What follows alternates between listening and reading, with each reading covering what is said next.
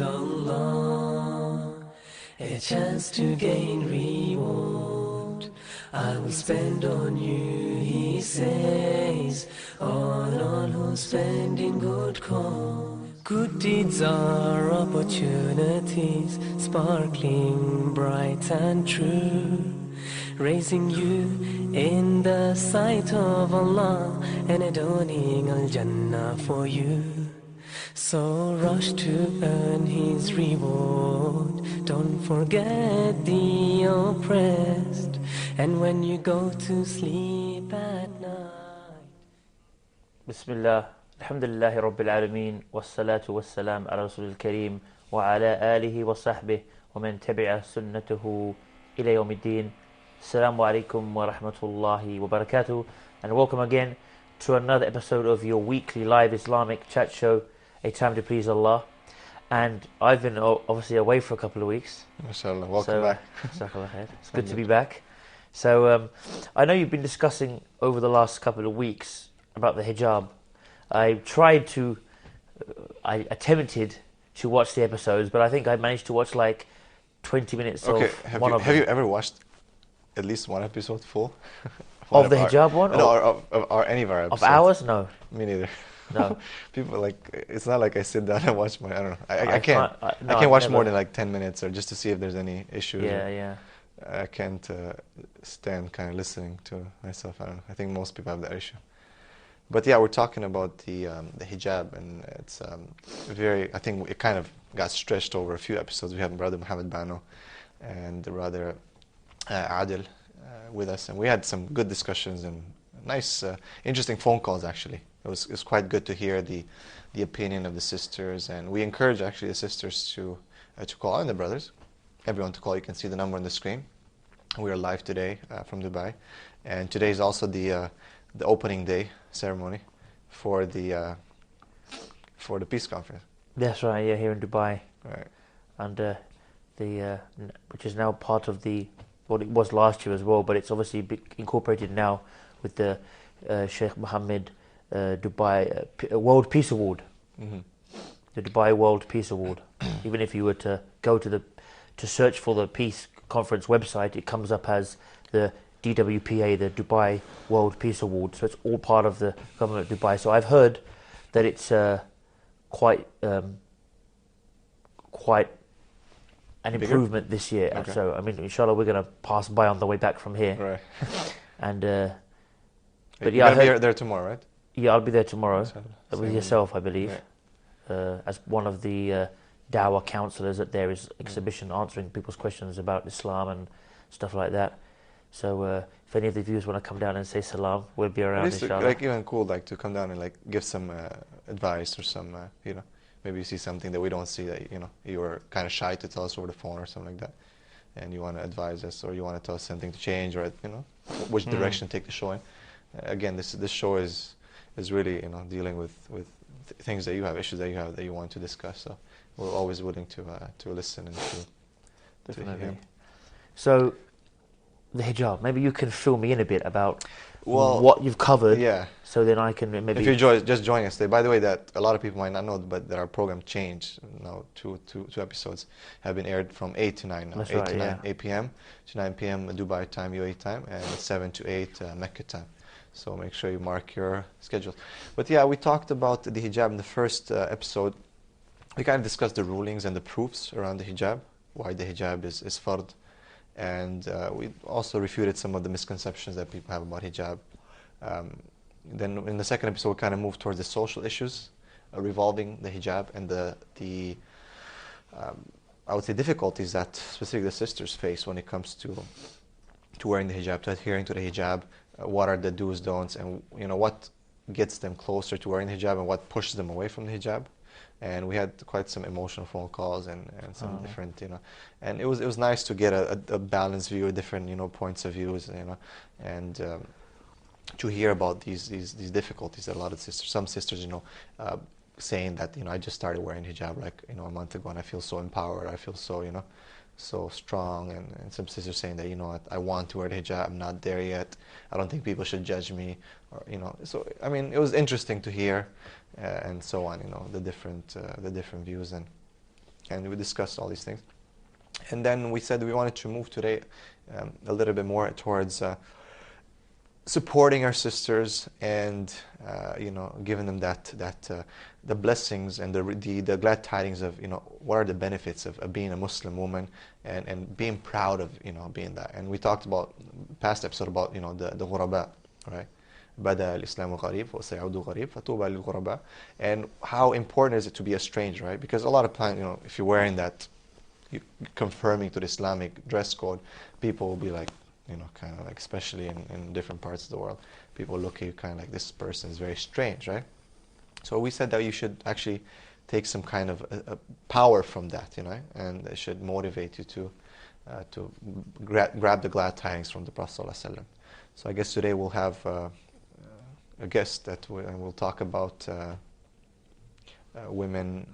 Yeah, I guess inshallah Brother Mansour Danish will come after the break. He will, I don't want to go too much because obviously he'll introduce himself, but he conducts specifically not only in India, but he's conducted it even in Dubai. But I think the focus he's conducted on, as being living in India, he's done several places in India called Heroes of Islam, where he focuses on who are the real heroes that we should be looking at. So he focuses on the youth, etc. And he has obviously some as well, which are the female heroes or the heroines of like from the Sahabiyat, from the companions of the Prophet ﷺ, the female companions. So he'll be coming in and giving us a few examples of these women, or what kind of women they were, because we know there's always issues with the whole role models. I mean, we touched upon that in our previous episodes. But we talked about that women do lack the role model, and even the role models that they see, that they might sport some type of hijab, convertible type of hijab or whatever, that's not the real representation of the hijab, right? So a lot of them might follow that. And now we have people, making happy videos. I mean that's just a mind boggler, really. I was just thinking about it. I was saying to myself, and I think some other dieties out there have said the same thing. But I was saying to myself, I mean, to be honest, I didn't go onto Facebook and as of yet and mention anything about it because I saw so many other people have done it. So I thought, but I mean, just the fact, I mean, I don't want to invite people to go and watch it, of course, but I mean, I'm sure many people have already seen this video. And the sad thing about it is there are so-called people who claim to be callers to Islam there, not callers to the correct Islam. But I was very surprised to see an individual who, in their version of Islam, is considered to be like a scholar, and he's like the head of Islamic studies in Cambridge University, But the funny thing is that one of them actually distanced himself from that, even in their, when it finally came out. In their case, yeah. I mean, even if I mean, I don't know anybody can really justify it fatwa-wise, but even if somebody follows the weak fatwa that music is allowed, which is, as we mentioned before, is very, very weak. That's the kind of music they're talking about maybe in the time of the Prophet ﷺ, where they would play a very basic guitar or a flute, something very simple, not the shake this, shake that, that's the worst thing, is that the shaking that comes with it. Apart from the fact that it is clear music of an individual who is famous for singing the most crude songs with Snoop Dogg and all kinds of stuff, and I mean, I remember from many years ago, very X-rated kind of songs and videos. I mean, the fact that he's singing is one thing, but then the music itself completely haram. And then you have the sisters, unfortunately, in hijab. Well, some version of hijab, dancing around and shaking everything around. I mean, literally, like any women in a video. And what is sad is they fail to kind of realize that, you're dancing around your body, you're clowning, just like anybody. Even from the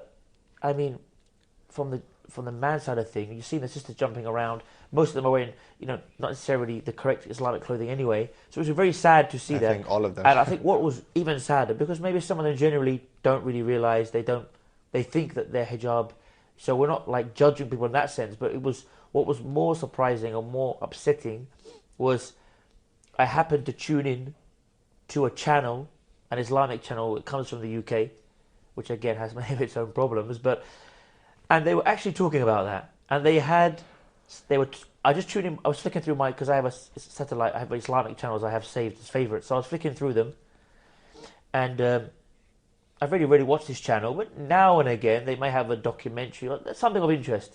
and it happened to be like it's like this kind of thing. It's a like Talk show. it's a talk show in the evening, or and subhanAllah, as I was doing that, because I'd seen these two hosts in the video, which is already a bit like, oh come on guys, and So the hosts are in the video. the hosts are in the video doing what everyone else is doing, you know, because I'm happy and all that kind of stuff, and subhanAllah. So I was saying to myself, oh yeah, that reminds me. I just saw those guys in that clip that someone put on Facebook, and so I stayed on for a few seconds, and they said, oh yeah, they're happy. They're literally talking about the video. They're proud of it. Must have generated some criticism, and they have a couple of people who were also there dancing around, and they said to them, you know, what kind of comments have you got? And it would be bad enough if they just said, oh, you got negative comments. That's a shame. Oh really? Oh, but it's just a bit of fun. That's bad enough. But what they were saying is, did you get those guys coming along, you know, making those negative comments and saying, "Hey, what are you? This is not befitting, guys. This is not permissible." As if it's a joke. Like if someone is doing that, yes. He's a Looney Tunes. He's an extremist. He's Maruf, yeah, he's a over the top guy. You know, he's not on the middle path. He's an extremist or something. Right. So and then one of the guys was just like, "Oh yeah, you know, 5/6 of the people were like great." And you had 1/6 of the people were like, it's haram. And even the way he was saying it was like, and I think that was more upsetting to hear them saying that than the actual video itself. Well, but that's the issue with red herrings, right? And when you're talking about discussions such as, you know, what's allowed and what's not allowed, is that people can just say that, these people are saying that it's haram. So just by stating that, you're dismissing and causing them to be in, like this extreme side, saying that way, saying to something that it's haram, it's something bad, or it's something, wrong, right? And that's the interesting, that a lot of people get caught into this, that, the people who are calling to good, they're marginalized, and these are people who are very, very bad. They're always, everything is haram. They're the haram police, right? They even have these labels and terms now that they come up with, these people are the haram police. But the thing is, that if we refer, if you want to take it back to Allah wa Rasulih, to Allah subhanahu wa ta'ala and His Messenger, there's no place for this, man. I mean, not for what they're doing, okay? Not for what they're doing. There's no place for women and the hijab, that they're wearing, and we're talking about hijab, to shake and to dance like that, and at the same time, the hadith that came to me, to my mind, and that I posted actually, was the hadith of the Prophet saying that that you will follow the people into the lizard hole. You'll do everything up to following him in the lizard hole. And the people, the Sahaba was saying, who? The people of the who pretty much made that the Jews and the Christians. And he said, who else? Who else? So they make happy, then someone else will make, and the Muslims have to have the Muslim version. People have, what is this, vines, whatever they have right now? Vines, yeah. Right? There has to be the Muslim version, right?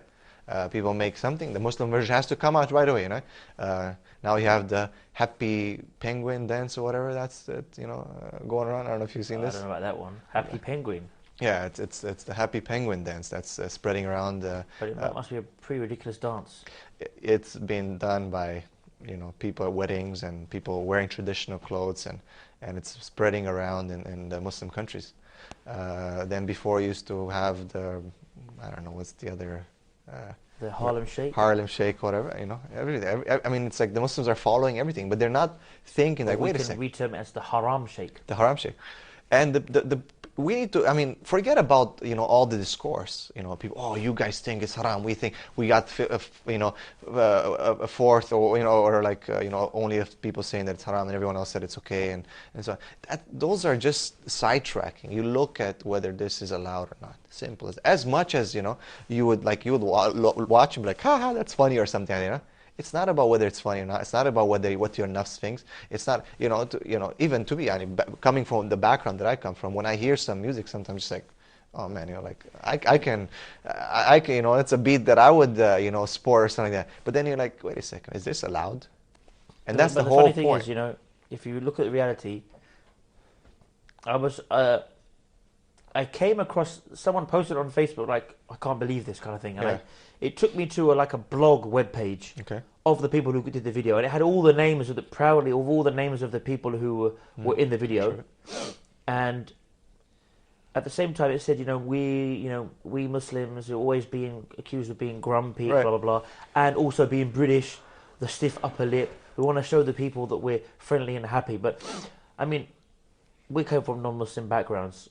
We know that if we were sitting there, alhamdulillah we're not, on the other side of that, as in non-Muslims, see the Muslims doing that, we know deep down we're going to say, what are these Muslims doing? Yeah, And we'd laugh at them, Yeah. We'd say to them, we probably would say, well, they're trying to be like us. Yeah. In the sense of Wannabes, yeah. what they doing, Yeah. They saw everyone else doing it, dancing around in New York and London, whatever, so they tried to do a British Muslims version.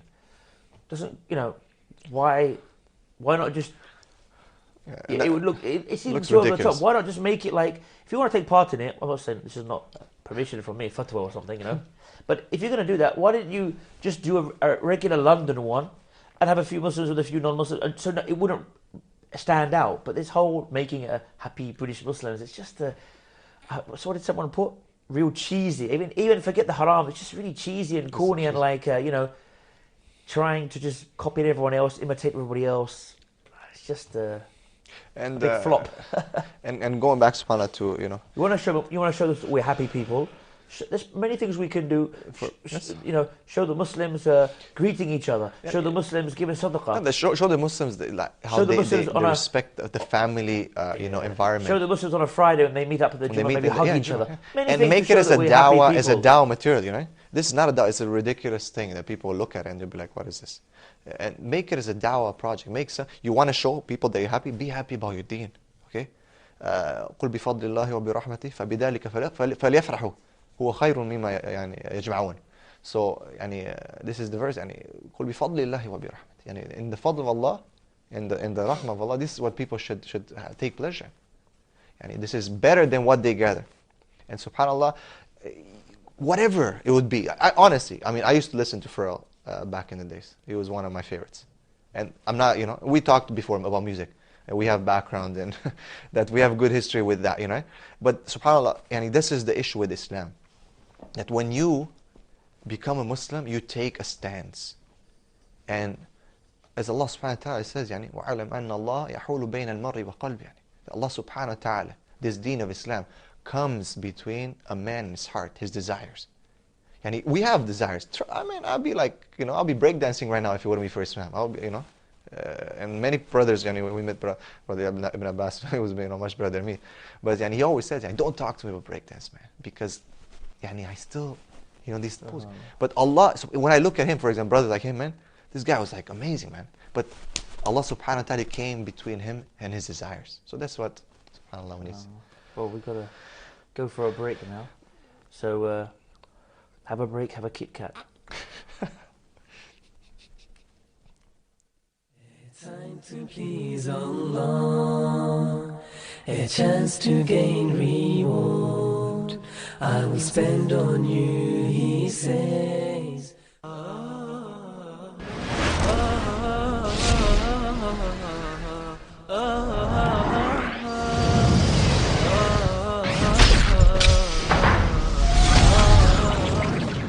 We can't just take knowledge and keep it as information. We have to transfer it into action.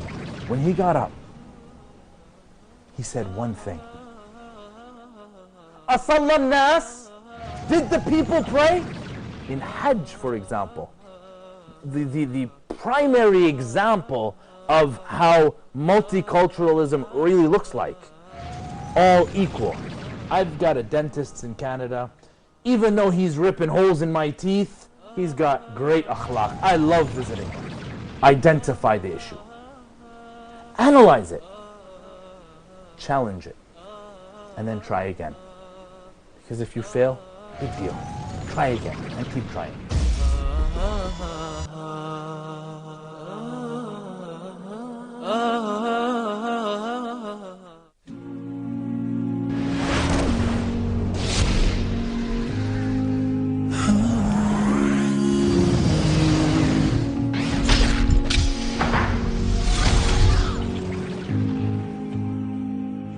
If I think I lost my ablution, but I'm not sure, do I have to make wudu again? Is it allowed for Muslims to visit the graveyard, or is that shirk? Am I allowed to say Jummah Mubarak to someone? Can I get to know a sister before marriage? I have so many questions, and I feel that I've just reached a dead end.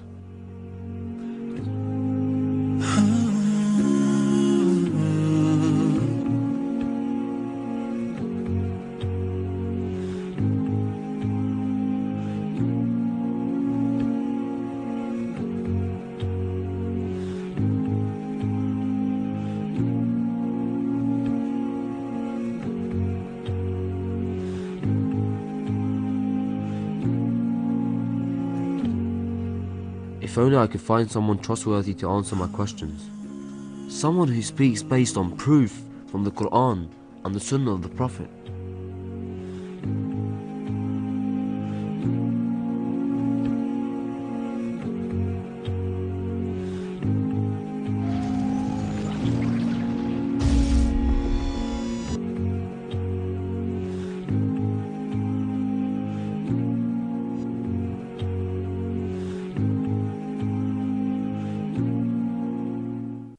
Time to please Allah, a chance to gain reward. I will spend on you, he says. Bismillah ar-Rahman ar-Rahim. Assalamu alaikum wa rahmatullahi wa barakatuh. Welcome back. Time to please Allah. New time, 8 to 9 p.m. UAE time, 7 to 8 p.m. Mecca time. Please send us your comments, your recommendations on Facebook, or you can call us at the number that appears on the screen, and you can participate in this show. And we are discussing and talking about hijab. We kind of went into a little tangent talking about this happy British Muslim thing, because it involved sisters who had some kind of hijab. I watched it. I don't recall seeing anyone that was actually properly covered. But even if they were, that type of behavior to show the whole world, like in 2 days, I think it got 500,000 views or something like that for the whole world. As a husband, okay, you have issues with the sisters doing that. At the same time, there's issues with the husbands of those sisters, the brothers of those sisters, the fathers of those sisters. Some of the brothers and the husbands were dancing with their wives on the video. I remember one of my friends, he posted one time, he said, I don't understand where is the jealousy of the brothers who post pictures of their wives on Facebook, which is, something that, you put it out there for the whole world to see, and it's like, it shows that, how much do you love her, number one, and how much do you protect her, and how much jealousy you have towards your wife. And when you help her towards, doing something that, at least, and you can see that, is very questionable and very, very dodgy and very problematic, then you have to, kind of look at the manhood of that person and question that what would the Sahaba do? Because, you find sometimes, subhanAllah, forget about dancing. The Sahabas sometimes, when they would find their wives just waiting at the door for them, and it was a sign from Jahiliyyah that this used to be like an invitation, right? So I remember one of the Sahabas, and he came home, his wife was waiting at the door, just about to because he thought it's like she's doing something from the Jahiliyyah.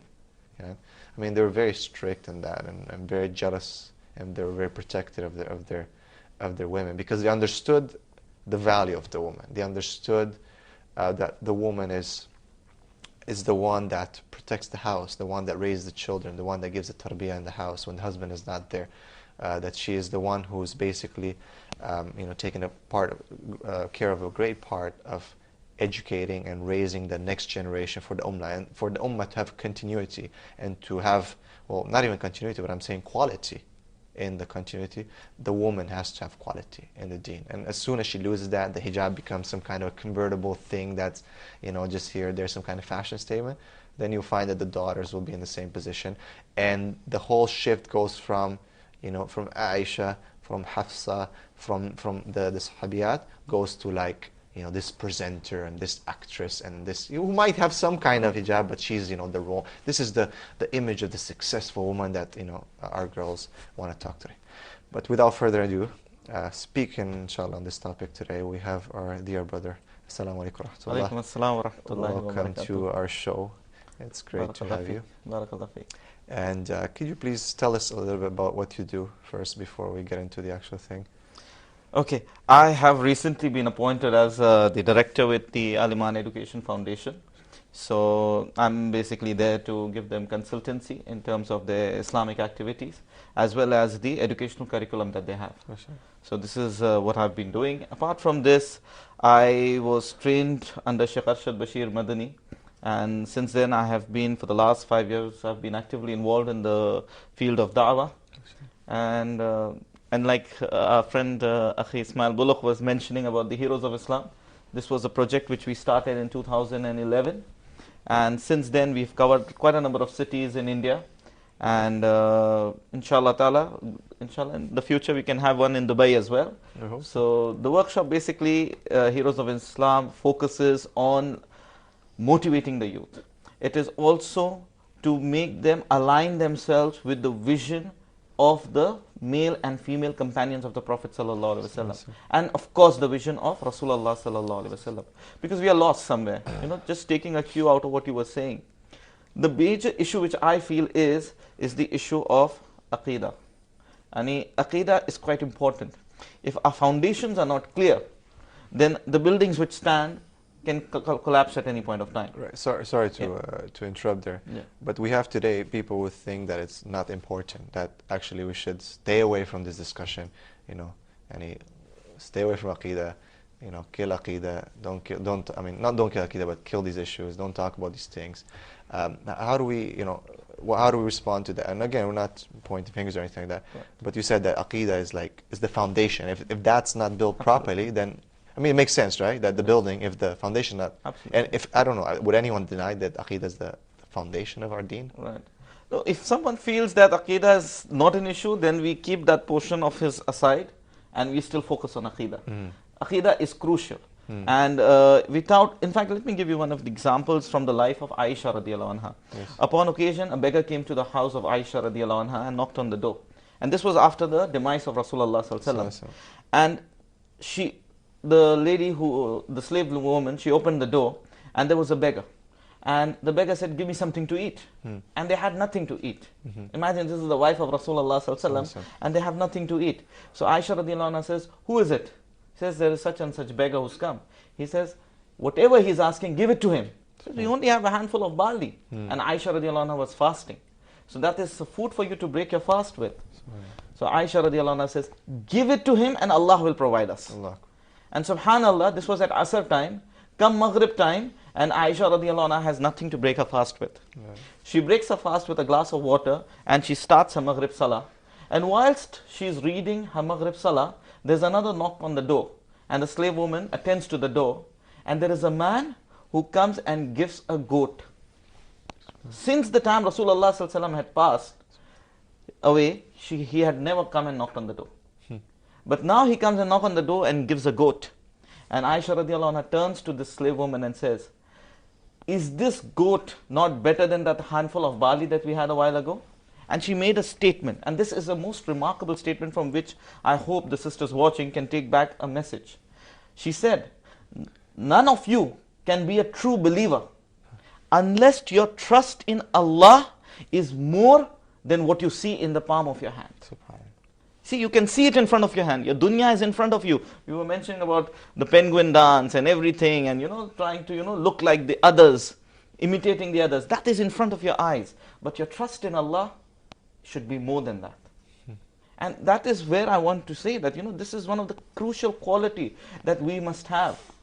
And our trust should be in Allah subhanahu wa ta'ala. And from there on, to build the aqidah. The aqidah is very, very important. You must know what Allah subhanahu wa ta'ala expects us of. We must know what Allah wants us to do. We must know how we must believe in Allah. How must we believe in Rasulullah sallallahu alaihi wasallam. Why is it that we are ready to die for the honor of Rasulullah sallallahu alaihi wasallam? Why is it that we are ready to die for Allah, but we are not willing to live like a Muslim? So this is a crucial question which we must ask ourselves. Because we're talking about sahabiyat and women, we're trying to basically help our sisters to link back, to look, because a lot of people look forward, but they forget to look backwards. And we can't. I don't believe that we can move forward without looking back. You can't. And there's a saying that, maybe might not be related, but it says, remember where you come from. Your roots. Remember your roots, right? You can't be Ismail. you can't move ahead if you don't have a connection to the beginning, right? It just doesn't make sense. It's illogical. So what are you meaning here? By beginning, you're talking about the time of the Prophet. We're talking about those examples. The Prophet said that my generation is the best generation, the one after it. You know, the stars that the Prophet he made the mithal of these stars. My companions are like stars. Whichever you follow, you'll be guided. How can we bring back this love of the Sahabiyat in the sisters, and as opposed to look at examples of actors, and whether they're Muslims or not, we're not talking about that, and actresses, and to look at these women who were truly successful in the sight of Allah. Forget about the side of human beings, the side of Allah, that Allah subhanahu wa ta'ala himself said that. So how does your program maybe tackle this? Right. See, the most important objective should be that we must introduce the life of these companions, the female companions as well as the male companions, from an early age. You see, when our children are small, and I'm coming from India, where Bollywood is very famous. And some of the leading superstars of Bollywood have got the title Khan, and people associate, people enjoy them. The point that I wish to make here is that we must introduce who Abu Bakr as-Siddiq radiallahu anhu is right from the time a child is growing, because this is a formative age. Right. At the formative age, we must introduce them not to certain film stars and certain songs, rather the seerah of Rasulullah sallallahu alaihi wasallam, the lives of the companions. So it's very important, you get these lovely books for children on Fatima radiallahu anha or Khadija radiallahu anha. These books must be picked up, and the stories must be narrated every night to the child. Because while you're reciting it, the stories have a moral and lesson, and that moral or lesson forms the nature of the child. So how would the hijab fall into this? How would a parent use this to make a daughter love hijab, for example? Because that's one of the things we've been kind of neglecting. We're trying to see how can we instill the love of hijab, because we're talking about that, into the hearts of those young sisters. Right. As you said, this imprinting age is so important. Right. You see, what I look at it is two things. One is obedience to Allah subhanahu wa ta'ala, and the other is obedience to Rasulullah sallallahu alaihi wasallam. The definition of this obedience must be taught to the child right from the time he's small. It's surprising that when a child is growing up, the child is scared if his mother sees him or her doing something wrong, or the father will see him or her doing something wrong. So they will avoid doing a sin in front of the parents. But behind the parents, they might be committing a sin. Right. So they have to be taught about who Allah is, and that Allah sees you even at that place where no one else can see you. So you bring in the obedience to Allah subhanahu wa ta'ala and His Rasul sallallahu alaihi wasallam. Unless and until the position of Allah and His Rasul sallallahu alaihi wasallam is made clear, the child will not understand the message of Allah and His Rasul sallallahu alaihi wasallam. See, the moment I have able to relate that whatever Allah subhanahu wa ta'ala commands, I have to follow it. And whatever Rasulullah sallallahu alaihi wasallam says, as I hear, I affirm. Right. If that quality can be inbuilt in the child, then the moment the child reads the verse of the Quran, which says that say to the believing man or say to the believing women that they should lower their gaze and guard their modesty, the moment they shall read it, it will come into their heart. So it's important for those who are mothers and have young children at home, they start doing the tarbiyah from right now. The definition of Atiullah wa Atiur Rasul, it has to be explained very well to the child from his age, whatever his capacity is. Okay, give us some examples of, let's go into more practical things, but give us some examples that our sisters today can look towards or look back at, and why were these examples? Why would these be better examples to follow than, for example, someone today, right? That are, I don't want to name girls that are out there on the, that are sisters themselves follow these days and they want to watch. But can you give us some examples? Right.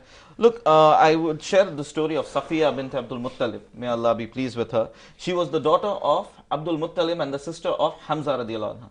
And her relation with Hamza radiallahu anha was so strong that only when Hamza radiallahu anha bought Iman, she bought Iman.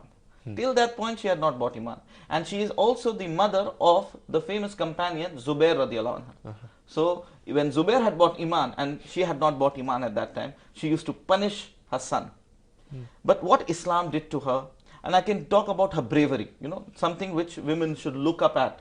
Many women are scared, they get scared of the slightest thing. And we were discussing the other day with Akhi Ismail Bullock that women get scared of cockroaches. Right. So he said even he gets scared of cockroaches. But subhanallah, we don't have cockroaches around over here. Who, me?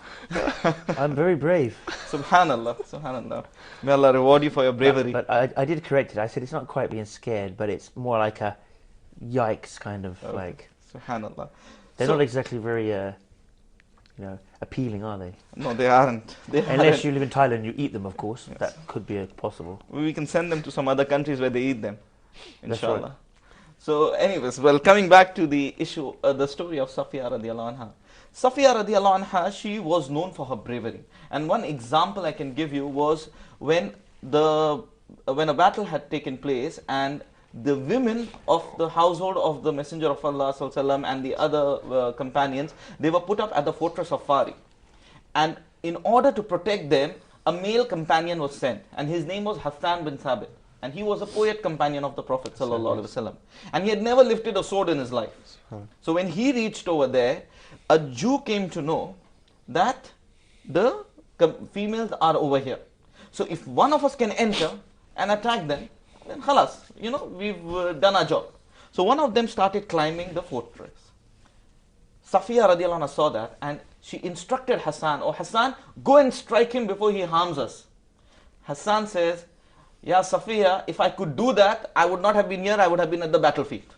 I can't do that." So Safiya radiallahu anha, the brave woman that she was, she took a step forward and she struck him and chopped his head off.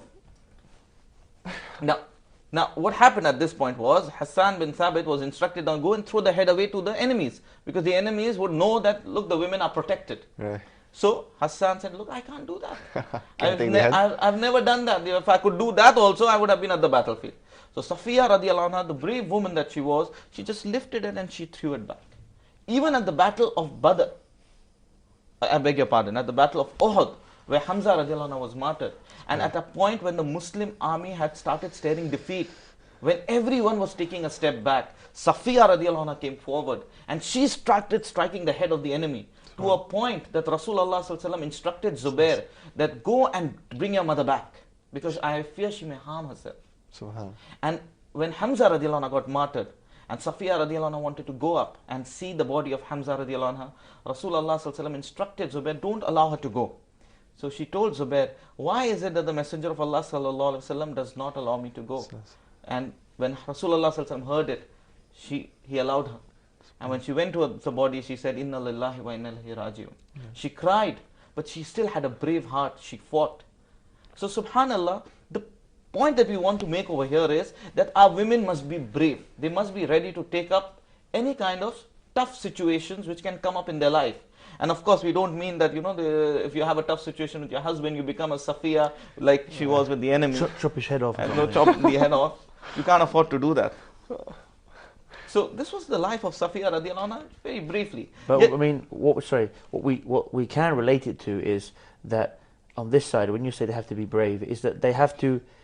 We have examples of Safiya radiallahu anha, how she was able to have patience and deal with these very stressful situations. Absolutely. Like battles. Absolutely. So a sister could look at this and say, well, this, mashallah, she was not only like me. Maybe a sister says, well, I'm living in a non-Muslim country with a minority.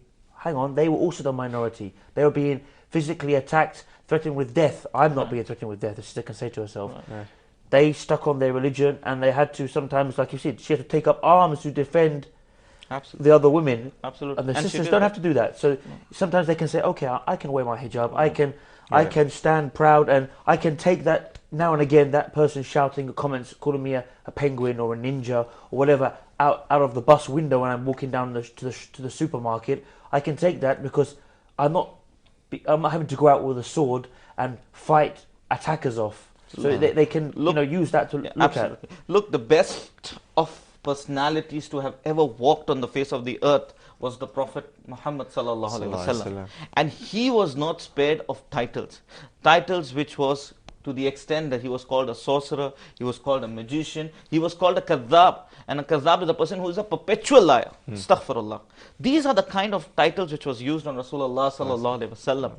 And imagine the situation when Aisha radiallahu anha was slandered, her character was slandered. That was another difficult situation which had come in the life of Rasulullah sallallahu alaihi wasallam. But how Rasulullah sallallahu alaihi wasallam dealt with, look, while the sisters must look up at female companions as their role model, there is one role model which must be there in each of our heart, and that is Rasulullah sallallahu alaihi wasallam. And we must learn how Rasulullah sallallahu alaihi wasallam did sabr. So like you mentioned, the cases where people are calling them names because they are taking up hijab, and the land where I come from, that's not a land where the Muslims are a majority. There are challenges which you will face, but how you are able to maneuver yourself and how you're able to build iman and put your trust in Allah, that this is solely for the sake of Allah.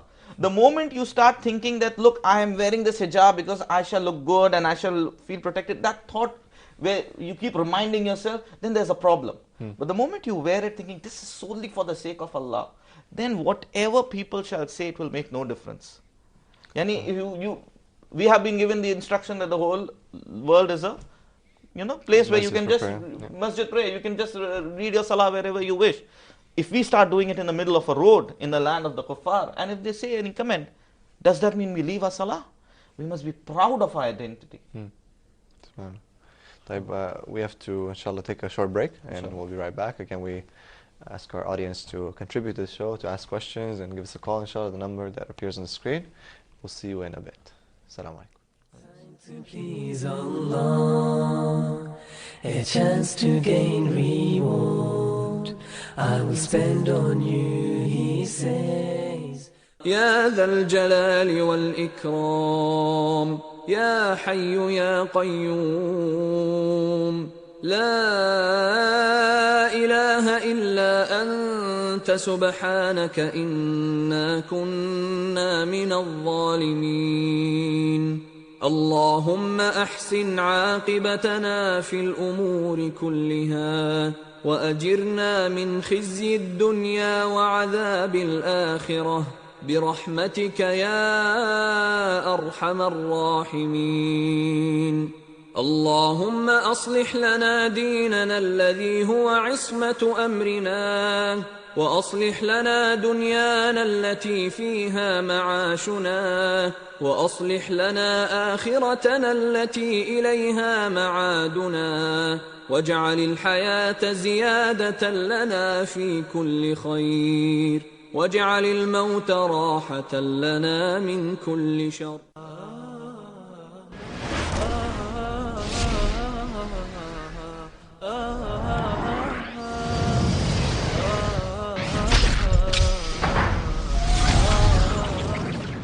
We try to recap what we do here at Huda TV for the past week, and we try to share with you some of the latest news that is happening behind the scenes here at the station.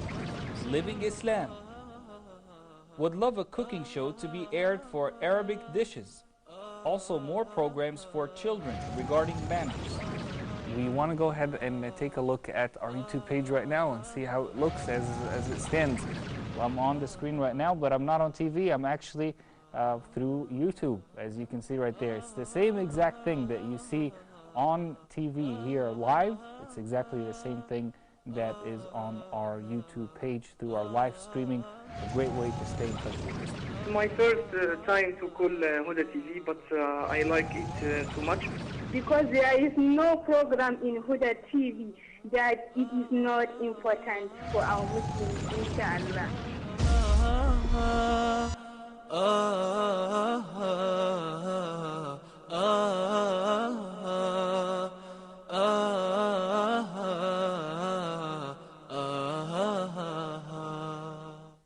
Time to please Allah, a chance to gain reward.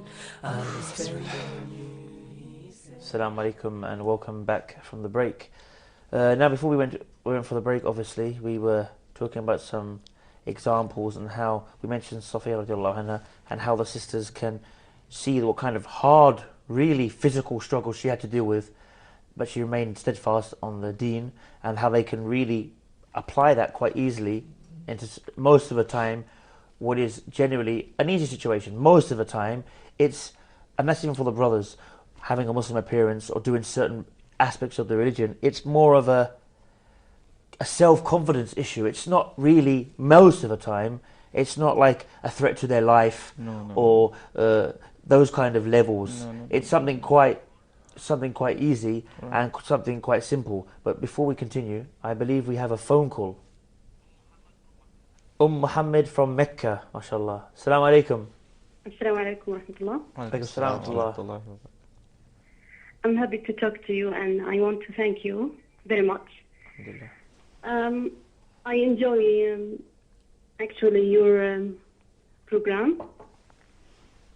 I want to say that the way to Allah is not difficult. It's full of happiness. When my husband died, may God have blessing on his soul. I found the sweetness of life. Believe me, in supplications and in prayer. So the way to Allah we must say to people that the way to Allah is not difficult. It's full of happiness. It's full of the sweetness of life. My English is not so good. I hope that. Thank you very much. Allah bless. Thank you, sister, for very nice comments there. I mean, as you said, that real happiness is not in dancing and because these are very limited, right? And you need that stimulant. You need it on a perpetual basis, right?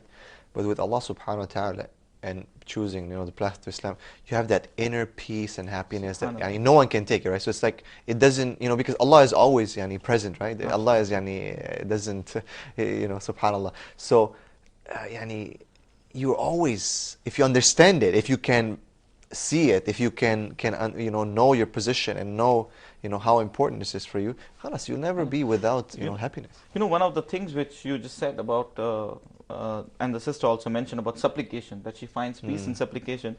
Allah subhanahu wa ta'ala gives the medicine for the heart. You see, we go, whenever we have a problem with our heart, one is a medical problem, and other is the spiritual problem. Now for the spiritual problem, Allah subhanahu wa ta'ala has given a medicine in the Quran, which is Ala bi zikrillahi tatma'inul qulub.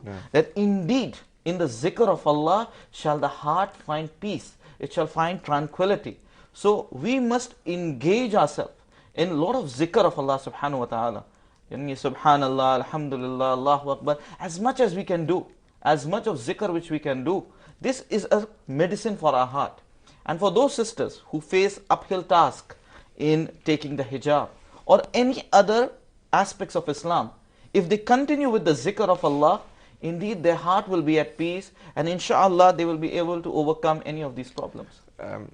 Let's talk about, someone actually posted and asked me to talk about this, but it was about true women that are mentioned in the Quran, and one of them being Maryam.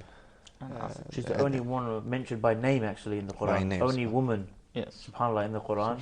Because it says that she took a hijab, from them. So actually, the word hijab is used when it comes in the context. Yeah, she withdrew herself. And we know that she was very young, number one. Even from the Israeliyat, which are some of the narrations that come from the Jews and the Christians. But we know that she was quite young. And we know that she was, subhanAllah, in charge with a great task, subhanAllah. She was the mother of Isa alayhi salam, one of the greatest prophets in Islam, which is Jesus. And then we have Asya, who was, subhanAllah, the wife of the worst person almost ever walked this earth, right? And that is Fir'aun. And she was a believer, right? And speaking about supplication that the sister made, she made a supplication, a very beautiful supplication to Allah subhanahu wa ta'ala to give him a house in Jannah, with Allah subhanahu wa ta'ala. And I mean, this is so beautiful, that because the sister was making, so it's like supplication, a sister, and a difficulty. What a difficulty, to be, you would say that she's a VIP. She's got everything she wants, yet SubhanAllah. Allah subhanahu wa ta'ala has given her the sweetness of Iman, and she's asking Allah subhanahu wa ta'ala, Give me a house. ونجني من فرعون وعملي ونجني من القوم الظالمين, and he saved me from Fir'aun and what he's doing. SubhanAllah. So how can we take these two women, how the sisters can take them as example? I mean, what do you think? Well, as far as Asiya, in fact, there are two other women which I would like to mention along with Asiya radiallahu anha and Maryam, may Allah be pleased. Asiya, may Allah be pleased with her, and Maryam, may Allah be pleased with her, which is Fatima and Khadija. Because the Prophet sallallahu alaihi wasallam said that many amongst the men have reached the stage of perfection. Yes. But as far as women are concerned, there are only four. One is Asiya, the second is Maryam, the third is Fatima, and the fourth is Khadija. Of course, not in that order. May Allah be pleased with them all. So we must read more about their life. When we read the life of Asiya radiallahu anha, like you just mentioned, she had the riches of the world. She, like you said, she had a VIP lifestyle. Whatever she wanted, she could have got. And all she had to do was, she had to just follow her husband and obedience to husband. But she chose the punishment which Fir'aun gave on her for the sweetness of Iman which she had. She preferred to go through that sacrifices. Something similar to what Sumayya, may Allah be pleased with her, the first martyr in Islam, went through. That all she had to do was say, I go back on the deen of Muhammad sallallahu alaihi wasallam. I leave the deen of Muhammad sallallahu alaihi wasallam. But she stuck to that punishment which she was facing.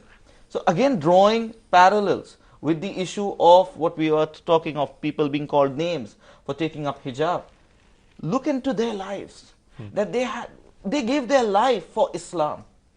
And when it comes to simple things like hijab, why I say simple thing, because compared to Islam, following Islam, hijab is like a basic, and it's still in very, Islam. It's not something like, it's not a major thing. I mean, of course it is important in Islam, but compared to your Iman, hijab is just a facilitator. It facilitates the process.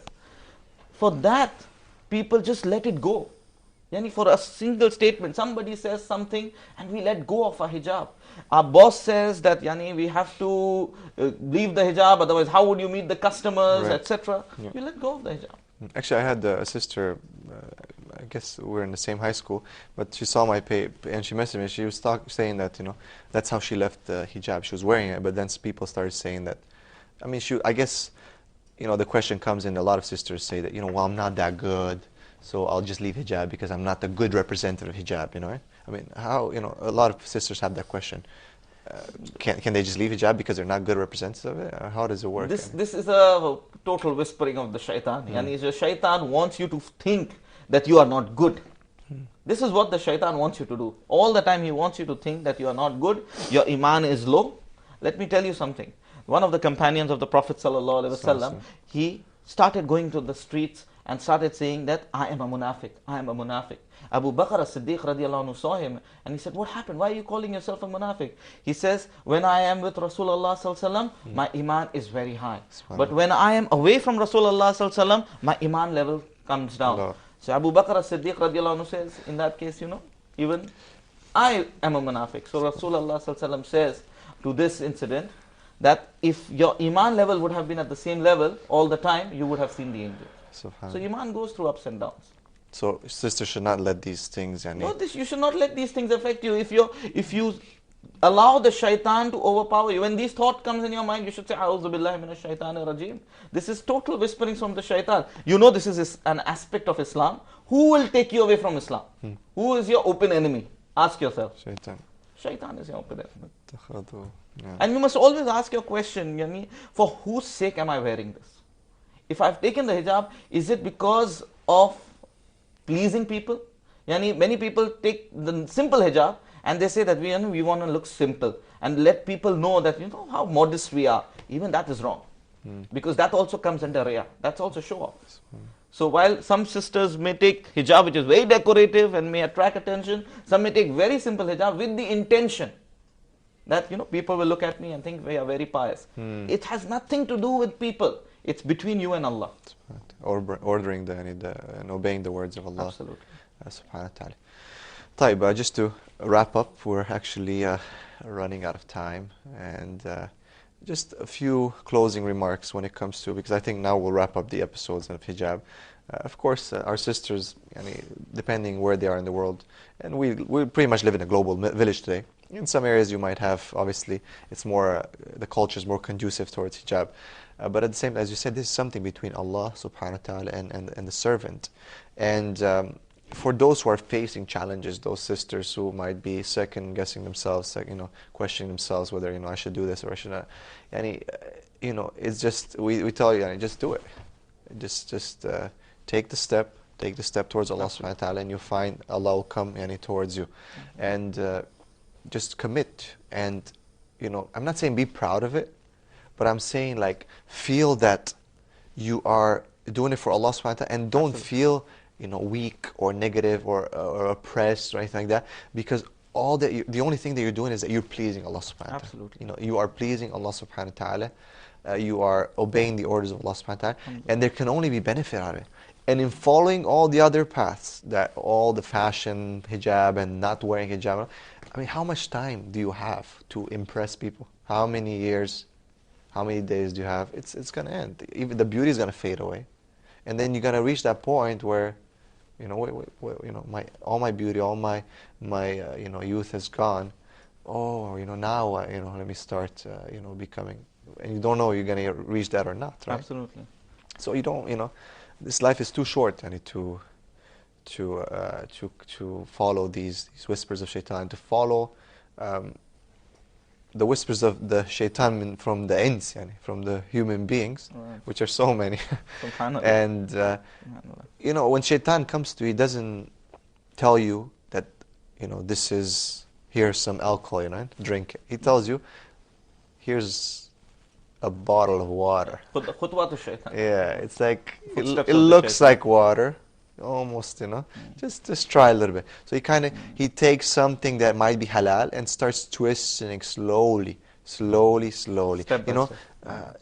Take that hijab a bit this way, put a little bit of that way. Do a because I'm happy dancing video. It's okay. Everyone, it's just for the Muslims. It's a bit of fun. You'll impress the people. People will not think that you're so grumpy. You Muslims are so grumpy. Come on, show the world who you really are. Subhanallah. And I always say, if Rasul would be here, would he participate in that? Would he approve of that? Would he be happy with that? Would he laugh at that? This is, in the end, the questions that we have to ask ourselves. Jazakallah khair. Allah yabarak feek for joining us today. And inshallah, hopefully we can have you again. We'll hopefully have you, inshallah, in the future. Inshallah. You and your nice pink shirt, inshallah. Inshallah. Mashallah. I noticed that. I was like, mashallah. Barakallah feek. So we've come to the end of the road, as a poet once said. And inshallah, so join us. Poet Ismail? Which poet was that? Poet Ismail, I was about to that ask was a joke. You don't even really want to know who said that. I think you'll probably remember after the show. But anyway, as we come to the end of the road, yes. And inshallah, join us at the same time, same place, next week, live from Dubai on Huda TV. I'm your host, Ismail Bullock, and he's your host, Gabriel Al-Romaani. Assalamu alaikum wa rahmatullahi wa barakatuh. A chance to gain reward I will spend on you, he says, on all who spend in good cause. Good deeds are opportunities, sparkling bright and true, raising you in the sight of Allah and adorning Al-Jannah for you. So rush to earn his reward, don't forget the oppressed.